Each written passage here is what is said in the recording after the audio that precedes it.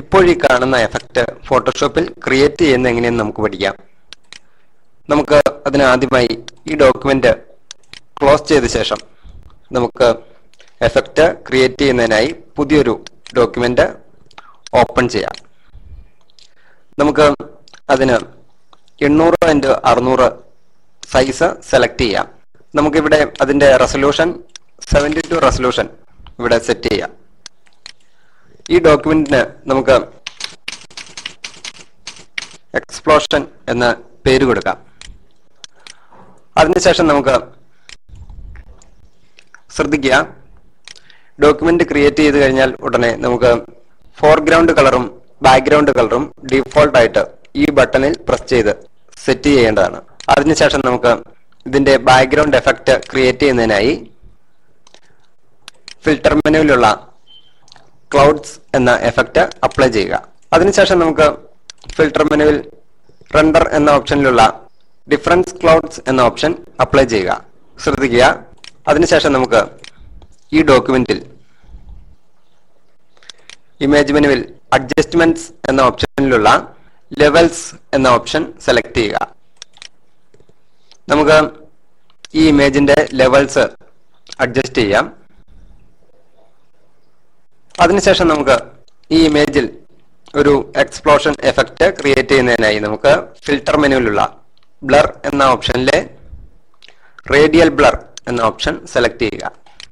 നമുക്ക് ഇതിന്റെ പൊസിഷൻ നമുക്ക് ലെഫ്റ്റ് കോർണറിൽ പ്ലേസ് ചെയ്യേണ്ടതാണ്.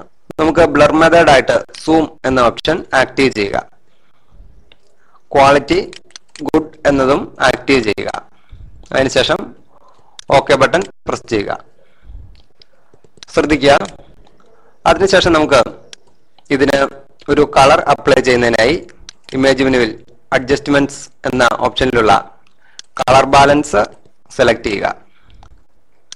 കളർ ബാലൻസിൽ നമുക്ക് ഇഷ്ടമുള്ള കളറിന്റെ വാല്യൂ ചേഞ്ച് ചെയ്ത് നമുക്ക് ആകർഷകമായ ഒരു കളർ ഈ എഫക്റ്റിന് അപ്ലൈ ചെയ്യാവുന്നതാണ്. അതിനുശേഷം ശ്രദ്ധിക്കുക, ഈ ലെയറിന്റെ ഒരു കോപ്പി കൂടി നമുക്ക് ക്രിയേറ്റ് ചെയ്യാം. പുതുതായി ക്രിയേറ്റ് ചെയ്ത കോപ്പി സെലക്ട് ചെയ്ത ശേഷം അതിന്റെ ബ്ലെൻഡിംഗ് മോഡ് നമുക്ക് കളർ ഡോഡ്ജ് എന്നത് സെലക്ട് ചെയ്യുക. ശ്രദ്ധിക്കുക, ഇപ്പോൾ നമുക്ക് മനോഹരമായ ഒരു എക്സ്പ്ലോഷൻ എഫക്റ്റ് ഇവിടെ ക്രിയേറ്റ് ചെയ്തിട്ടുണ്ട്. നമുക്കിതിനെ കൂടുതൽ ആകർഷകമാക്കുന്നതിനായി ഫിൽട്ടർ മെനുവിൽ റെൻഡർ എന്ന ഓപ്ഷനിലുള്ള ലെൻസ് ഫ്ലയർ എന്ന ഈ ഫിൽട്ടർ അപ്ലൈ ചെയ്യുക. നമുക്ക് ഇതിന്റെ പൊസിഷൻ ഈ സൂം ബ്ലർ അപ്ലൈ ചെയ്തതിന്റെ കറക്റ്റ് സെന്ററിൽ തന്നെ വയ്ക്കേണ്ടതാണ്. നമുക്കിവിടെ നിന്നും 105 mm പ്രൈം എന്ന ലെൻസ് ഫ്ലയർ സെലക്ട് ചെയ്യേണ്ടതാണ്.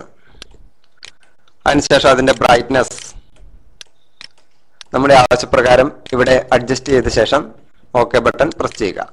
ശ്രദ്ധിക്കുക, ഇതുപോലെ നമുക്ക് വളരെ ആകർഷകങ്ങളായ എക്സ്പ്ലോഷൻ എഫക്റ്റ് ക്രിയേറ്റ് ചെയ്യാവുന്നതാണ്.